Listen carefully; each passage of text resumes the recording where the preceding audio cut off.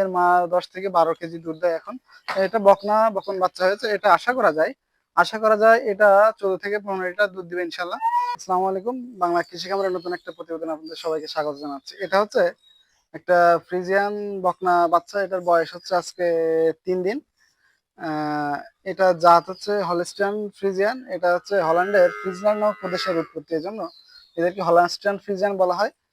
এই বাছুরগুলো কিছু সুবিধা অসুবিধা আছে। সুবিধাগুলো বলি।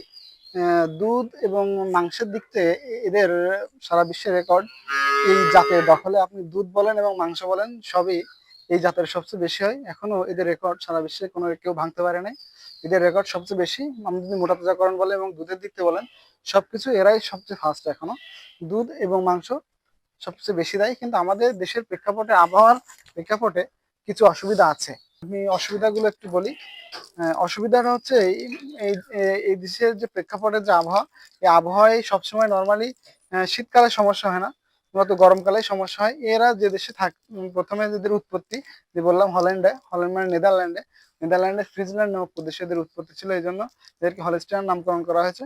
মূলত এরা যে দেশে ছিল, এটা অনেক ঠান্ডা প্রবণ একটা দেশ।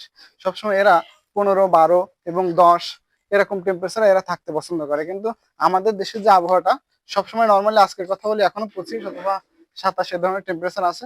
এ ধরনের টেম্পারেচারে এরা অভ্যস্ত না। পরবর্তীতে এদের দেখা যায় যে বিভিন্ন সমস্যা দেখা যায়, যে আপনার প্রচন্ড রোদ হলে হাঁপায়, শ্বাসকষ্ট হয়, এই ধরনের সমস্যাগুলো দেখা যায়।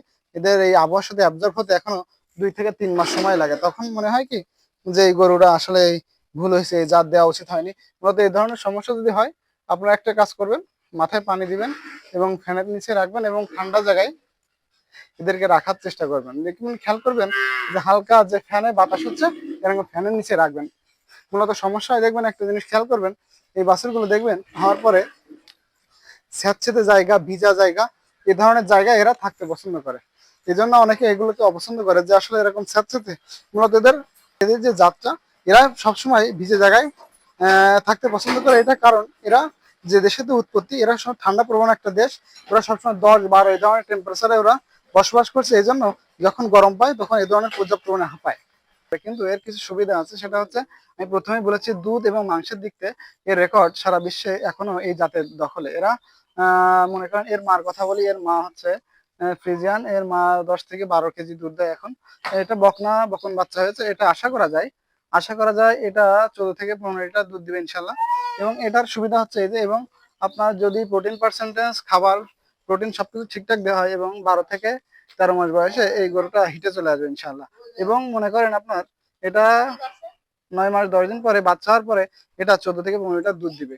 এবং এটা যদি বকন বাচ্চা নাও হতো, ষাঁড় হতো, তাহলে 6 থেকে অথবা 7 থেকে 8 মাস বয়সে এই গরুকে কিন্তু 80 থেকে অথবা 1 লাখের উপরে আপনি বিক্রি করতে পারবেন। কিন্তু অন্য যে জাত আছে, এটা কিন্তু আপনি বিক্রি করতে পারবেন না। যদি আপনার শাহিওয়াল যদি বকন বাচ্চা হতো, তাহলে কিন্তু আপনি এটার সর্বোচ্চ 5 থেকে 7 লিটার বেশি দুধ আপনি পাবেন না এবং আশাও করতে পারেন না। কিন্তু আপনার এটা সুবিধা। এই হচ্ছে মেন কথা। ধন্যবাদ সবাইকে। নতুন কোনো প্রতিবেদনে আবার আপনাদের সামনে হাজির হব। আপনারা কী ধরনের তথ্যবহুল প্রতিবেদন চান, কী ধরনের ভিডিও চান, কী জিনিস শিখতে চান, সেটা অবশ্যই আমাদের কমেন্ট বক্সে জানাবেন। আমি চেষ্টা করব এ ধরনের তথ্য নিয়ে আপনাদের ভিডিও করব, যাতে আপনাদের উপকৃত হয়। ধন্যবাদ সবাইকে। আসসালামু আলাইকুম।